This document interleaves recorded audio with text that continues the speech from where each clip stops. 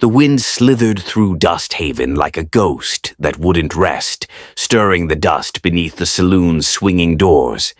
Inside, laughter died as Sheriff Clay dropped a heavy pouch of silver onto the poker table. The clink echoed through the smoke-filled air. Across from him sat Evelyn Grace, pale, bruised, eyes sharp as a blade. She looked at the rancher beside her, voice steady despite the tremor in her hands. "You paid for me. Now do it." Jack Haller hadn't planned to draw his gun that night. He came to sell cattle, not to buy a woman's freedom. But the moment he saw the chain marks on her wrists, something in him shifted, something old, buried since the war. "Ma'am," he said, his tone low and final, "I reckon I will." The bounty men at the corner table rose, guns half drawn. In the next breath, Jack's Colt thundered twice. Smoke coiled, bodies hit the floor, and silence swallowed the room. Evelyn didn't scream. She just met his eyes, calm as moonlight on steel. Outside, the wind howled again. Same ghost, different souls now running from it. They rode hard beneath a sky the color of gunmetal, silence stretching between hoofbeats.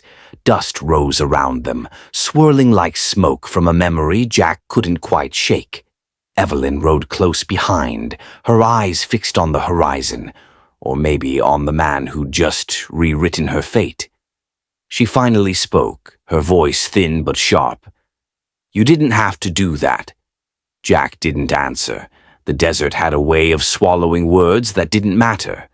After a while, he said quietly, "Didn't sit right, them treating you like property." She gave a faint, humorless laugh. "And now I'm your burden." He looked over, the corners of his mouth twitching.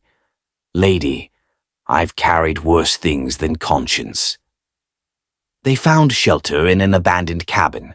Broken walls, one window, a roof that argued with the wind. As Jack cleaned his revolver, Evelyn studied him, wondering what kind of man risks his life for a stranger. When the fire cracked low, she whispered, "They'll come for us." Jack slid another round into the cylinder, eyes fixed on the door. "Then we'll be ready."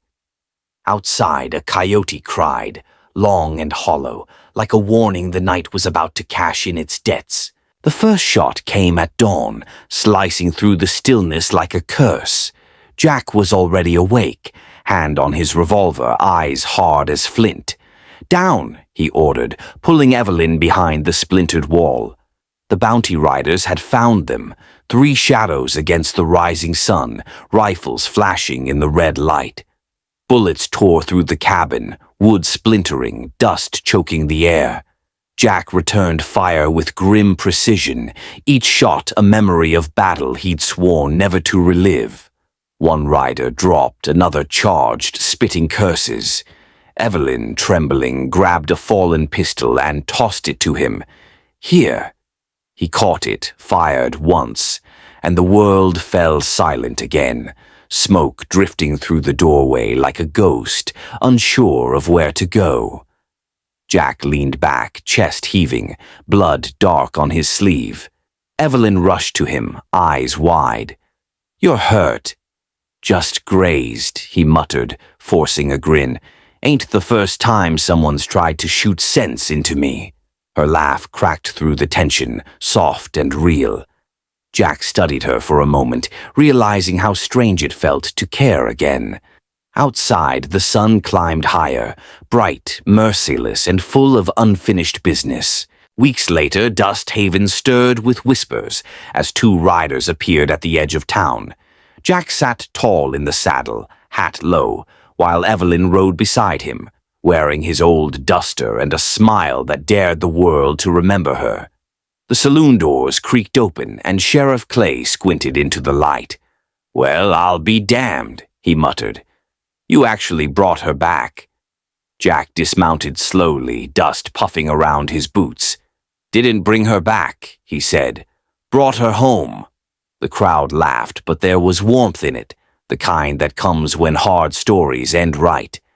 Evelyn stepped forward, chin high, her voice calm but fierce. "Guess I'm done being bought." Jack smirked. Good, 'cause I couldn't afford you twice. That earned another ripple of laughter, though behind it lay something quieter. Respect. Together they walked past the stares, past the whispers, toward a life neither had planned for.